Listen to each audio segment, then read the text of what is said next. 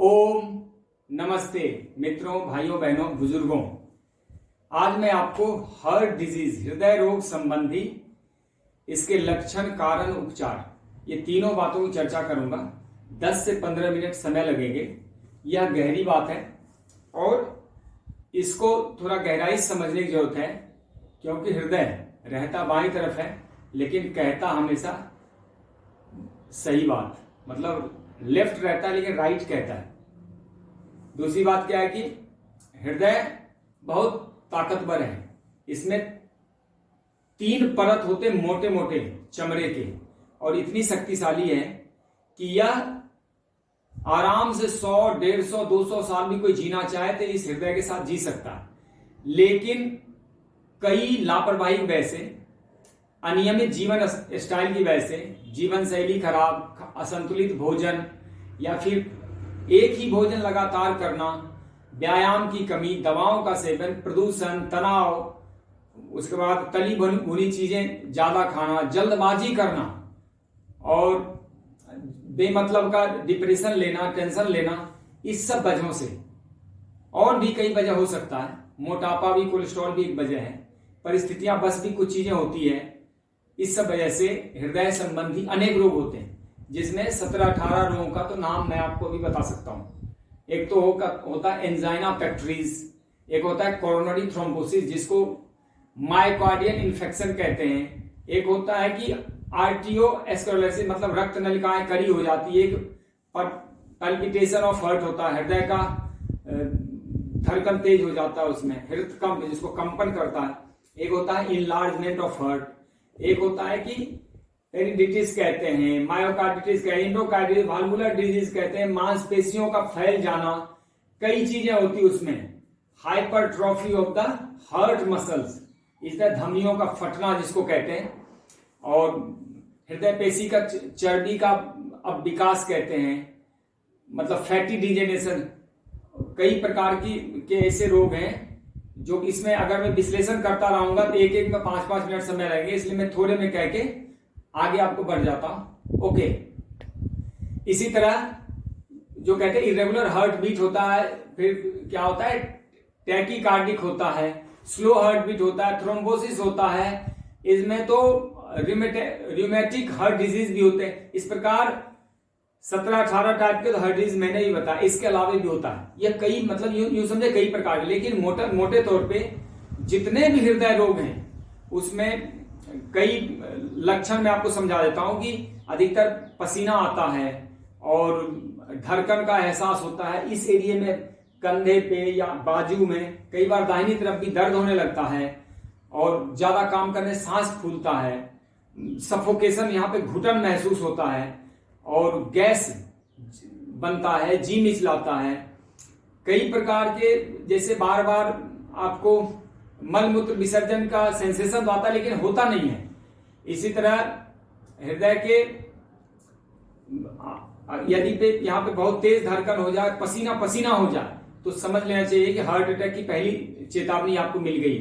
दूसरी बार तो बहुत कम मौका मिलता है, वो अटैक ही पड़ता है, और 2 बार अगर बच गए, तीसरी बार तो छोड़ता नहीं।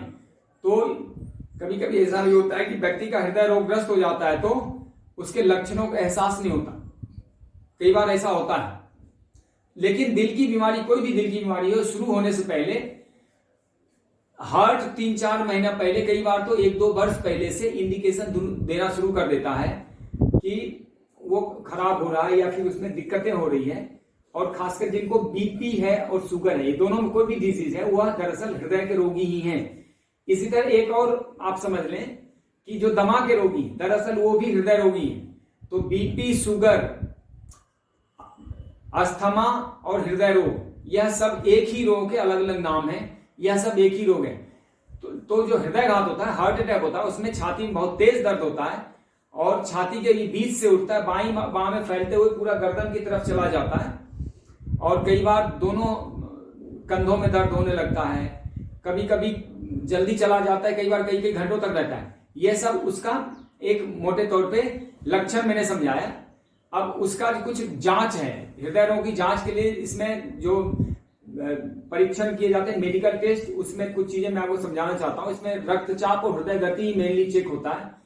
इसमें जैसे ब्लड टेस्ट कर लेंगे, आप लिपिड प्रोफाइल कर लेंगे, ECG, TMT treadmill test, echocardiogram होता है, एंजियोग्राफी करते हैं, इसके अलावा ईसीजी करते हैं, बीई टेस्ट कहते हैं जिसको कहते हैं रक्त एंजाइम, ब्लड एंजाइम टेस्ट कहते हैं।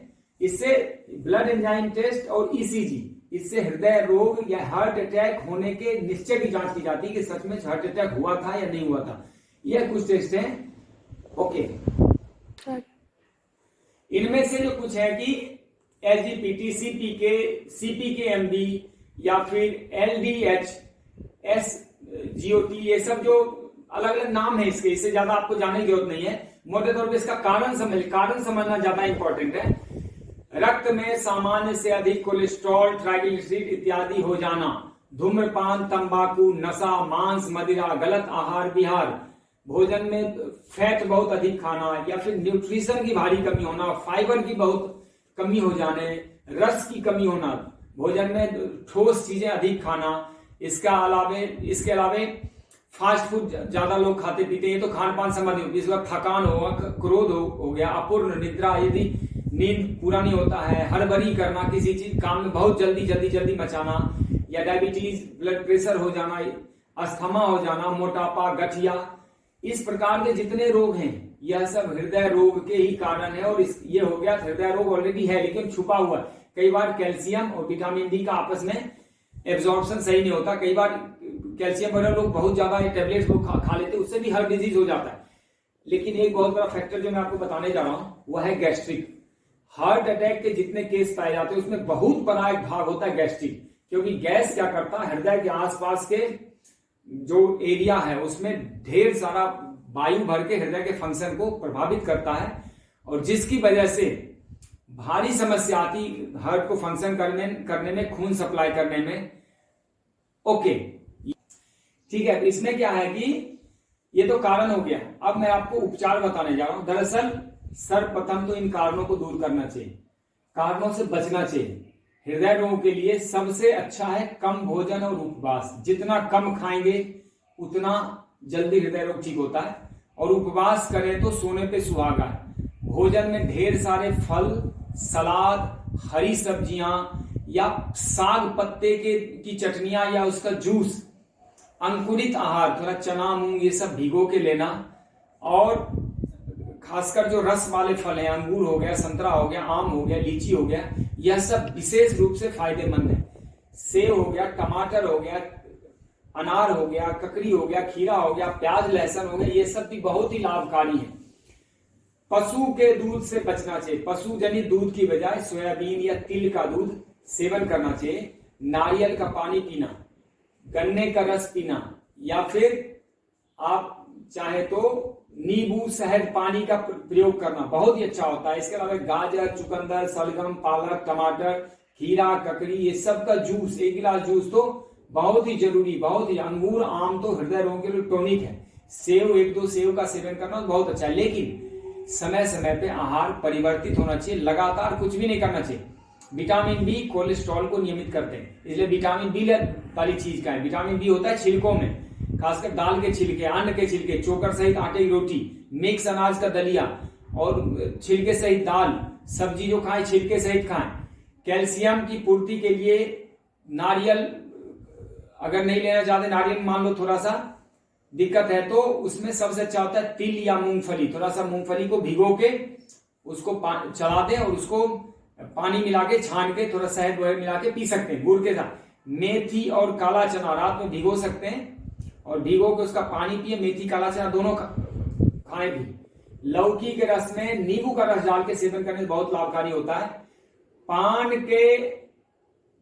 के पत्ते और लहसुन की कलियां या पान का डंठल मिल जाए तो पत्ता और डंठल सहित उसका रस निकाल लें, और लहसुन की 4-5 कलियां लेके उसका भी रस निकालें, या फिर पान का डंठल पत्ते सहित 2 पान का पत्ता और लहसुन दोनों पीस लें और उसमें शहद मिला के उसको धीरे धीरे चाटें। 5, 10, 15 मिनट में उसको चाटें। बहुत ही जबरदस्त। अगर ये प्रयोग आप 21 से 30 दिन कहते हैं, अद्भुत लाभकारी। पुदीने के पत्ते में काली मिर्च डाल के खाना हृदय रोग के टॉनिक का काम करता है। और एक बात बताता हूं, लहसुन, अदरक, हल्दी, कच्ची हल्दी, लहसुन और अदरक तीनों को पीस लें और उसमें थोड़ा सा 2-3 चम्मच सेव का या जामुन का सिरका मिलाएं और 1 चम्मच नींबू का रस मिलाएं और 1-2 चम्मच शहद मिलाएं और इसको एक कटोरी में सबको मिला के और उसको धीरे धीरे चाटें। 20-30 मिनट में चाटें और उसके बाद 1 घंटा कुछ न लें। यह अद्भुत टॉनिक का काम करता है। कैसा भी हृदय रोग है, कैसा भी नस ब्लॉकेज है, खून का सप्लाई नहीं हो रहा है, हृदय में कोई आपका जो कोरोनरी आर्टरीज जो है वो सब खत्म हो गया, नए नए आर्टरीज भी बना देता है, इसमें अपने आप नेचुरल बाईपास कर देता है उसको। इतना अद्भुत है, लाभकारी। 1 महीना सेवन कीजिए, 1 महीने में तो बहुत फायदेमंद होता है। इसके बाद लेसिथिन में हरी पत्तेदार सब्जियों में भरपूर होता है। लेसिथिन वाली चीजों का प्रयोग करना है, वह धमनी में चिकनाई का प्रयोग जमाव को खत्म कर देता है। इसी तरह इंडोथेलियम लेयर को समाप्त कर, इंडोथेलियम लेयर जो चिपचिपी हो जाती है उसको ठीक करने के लिए, उसमें जो स्टिफनेस होता है उसको समाप्त करने के लिए, स्टिकनेस जो गाढ़ापन है उसको खत्म करने के लिए सबसे अच्छा खट्टे मीठे फल और जैसे नींबू हो गया, संतरा हो गया, या फिर जो थोड़ी तीखी चीजें अदरक है, काली मिर्च है या थोड़ा सा सौंठ है, इस सब का सेवन या हरी मिर्च का भी सेवन बहुत लाभकारी होता है। और पत्ता तो इसके लिए जबरदस्त काम करता है। यदि करी पत्ता, पपीते का पत्ता या फिर नीम, गिलोय, आंवला, एलोवेरा, गेहूं का जवारा, इस सब के पत्ते का थोड़ा सेवन किया जाए, अद्भुत लाभकारी है, अद्भुत लाभकारी। यदि रोगी को खांसी कफ की भी शिकायत हो तो हॉट फूड बात जरूर करना चाहिए। नेचुरोपैथी रामबाण इलाज है इसमें। नेचुरोपैथी करें 30 दिन, 60 दिन, 90 दिन। हार्ट का मामला है, रिस्क नहीं ले सकते। इसमें नेचुरोपैथी मिट्टी का लेप लगाना, सिकाई, एनीमा, हॉट फूड, मसाज, ये सब करना, हिपात करने हैं, थोड़ा नेति बैठ करके नाक साफ करने, रोज नाक में तेल डालने। हृदय में तेज दर्द होता रहता है तो बर्फ में तौलिया, बर्फ के पानी में तौलिया गीला करके हृदय पर रखें, ठंडा तौलिया बार बार रखें, उससे तुरंत दर्द में राहत मिल जाती है। अर्जुन का छाल पानी में भिगो दीजिए और सुबह उसको उबाल लीजिए। अर्जुन के छाल को छान के फेंक दें और उसको गुनगुना हो जाए, पी जाए। इस तरह विजय सार की लकड़ी है, अद्भुत लाभकारी है। विजय सार की लकड़ी उबाल लें, सुबह 1 चम्मच उसका या फिर इतना सा उसका टुकड़ा पानी में डाल दें, सुबह उसको, अगर नहीं उबाल सकते तो ऐसे ही आप उस पानी को पिए और लकड़ी 2 बार भी 3 बार तो नहीं, 2 बार इस्तेमाल कर सकते हैं। अर्जुन के वृक्ष की पत्तियां जामुन जैसी होती है, आपको पार्कों में तमाम जगह पे मिल जाएगी। विजय सार की लकड़ी आपको हर जगह तो नहीं मिलेगी, लेकिन पंसारी की दुकान जरूर मिल जाएगी, बहुत ही सस्ती मिलती है। इसी तरह पीपल के पत्तों को आगे पीछे से काट दीजिए, उसका सूप बना के पीजिए, अद्भुत लाभकारी पीपल का। तो पीपल के वृक्ष के नीचे प्राणायाम कीजिए, धूप सेवन करें, धूप में 1 घंटे 1.5 घंटे रीठ पे धूप सेवन करें, छींक मारें, नाक में लगे जाके छींक मारे, उससे हृदय में जो भी ब्लॉकेज होता है खुलता है, जो साइनस होता है वो भी ठीक होता है। खुली हवा में वॉकिंग करना, कुछ आसन, व्यायाम, प्राणायाम करना, या फिर सबसे अच्छा होता है कि अगर बैठ के प्राणायाम करते हैं तो उसमें हृदय मुद्रा का अभ्यास करें। हृदय मुद्रा ये होता है, ये देखिए, ये हृदय मुद्रा, ऐसे रख के हृदय मुद्रा का अभ्यास करते हुए आराम से अपना प्राणायाम करें। 20-30 मिनट हृदय का ध्यान करें, हृदय पे हरे कलर का ध्यान करें, जिसको कहते हैं कि इसको कहते हैं अनहद चक्र। तो अनहद चक्र में क्या करना है, मूलाधार, स्वादिष्ठान, मणिपुर, अनहद चक्र में हरे कलर का, ग्रीन कलर के ऑरा का ध्यान करें, अद्भुत लाभकारी। तली भुनी चीजें, मिर्च मसाले, गरिष्ठ भोजन, हलवा पूरी, मांस, मदिरा, तनाव, डिप्रेशन, हरी वरी करी, तीनों चीज का त्याग कर दें।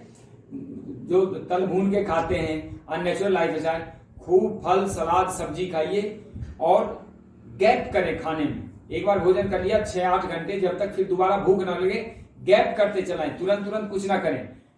तो ये 4 विधियां यदि अपनाते हैं तो हृदय रोग होगा नहीं, और जिनको हो गया वो ठीक हो जाएगा। आपको कोई स्टेंट डालने की जरूरत नहीं होगी, ना आपको एंजियोग्राफी करने की जरूरत पड़ेगी, ना आपको बाईपास की जरूरत पड़ेगी। अगर मान लीजिए किसी का आर्टरीज ही खराब हो गया, आर्टरीज ही नहीं है, यदि आप ये 4 फॉर्मूले पे काम करते हैं, योग, आयुर्वेद, नेचुरोपैथी और डाइट, योग, आयुर्वेद, नेचुरोपैथी और आहार, योग, आयुर्वेद, प्राकृतिक चिकित्सा और भोजन, अगर ये चारों चीज सही करते हैं, नेचुरल बाईपास हो जाता है। हृदय तो ऐसे खराब होता नहीं, लेकिन यह आपका मशीन है, इसकी जिम्मेदारी आपकी है। भगवान ने तन आपको दिया जीने के लिए, आपका घर है ये अस्थाई, इस घर को ठीक रखना जिम्मेदारी आपकी है। किसी की वजह से किसी को दुख सुख नहीं होता, किसी को रोग व्याधि नहीं होता, और होता है बहुत थोड़ा होता है। ज्यादातर अपनी बहस होता है। आदत अपनी सुधार सकते हैं, दूसरों को नहीं सुधार सकते।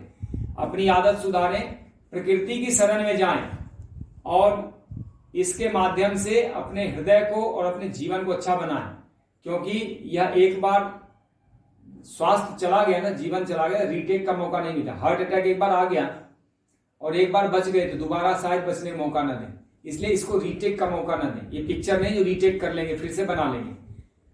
ये तो आप संयम से, आप नेचर के संपर्क में रह के, आप प्राकृतिक आहार लेके और आप इससे परहेज रख के ही बच सकते हैं। मैं एक अंतिम शब्द के साथ, वाक्य के साथ विराम दूंगा अपनी वाणी को। पथ्ये सति गर्दा तस् किम औषधि सेवना, अपत्ये अस्ति गर्दा तस् किम औषधि सेवना। इसका मतलब मैं समझाता हूं। यदि आप प्राकृतिक उपचार, आहार, पथ परहेज से जीवन जिए तो आपको औषधि की दवाइयों की क्या जरूरत है। और यदि आप कुपरहेज करें, आप कुपथ्य का पालन करें, उल्टा पुल्टा जीवन जिए, तो आपको फिर भी दवाई क्या जरूरत, दवाई से फायदा क्या होने वाला है। यानी दोनों स्थिति में आपको केमिकल दवाइयां खाने की जरूरत ही नहीं पड़ेगी। लेकिन सबसे ज्यादा दिक्कत क्या होती है, घबराहट, जल्दबाजी में लोग गलत डिसीजन लेते हैं। यहां तक कि मैं आपको साइंस ने प्रूव कर दिया है कि किसी भी हालत में ऑक्सीजन के सिलेंडर नहीं लगाने चाहिए, उससे और मरने के चांस बढ़ जाते हैं। यहां तक कि वेंटिलेटर पे तो मरने के चांस 3 गुना तक अधिक बढ़ जाते हैं, क्योंकि शरीर को चाहिए ऑक्सीजन मिश्रित और भी कई वायु चाहिए होता है, हवा चाहिए होता है। वेंटिलेटर में सिर्फ ऑक्सीजन ठोका जाता है उसके, तो जो वेंटिलेटर जाते हैं अधिकतर लोग मर जाते हैं।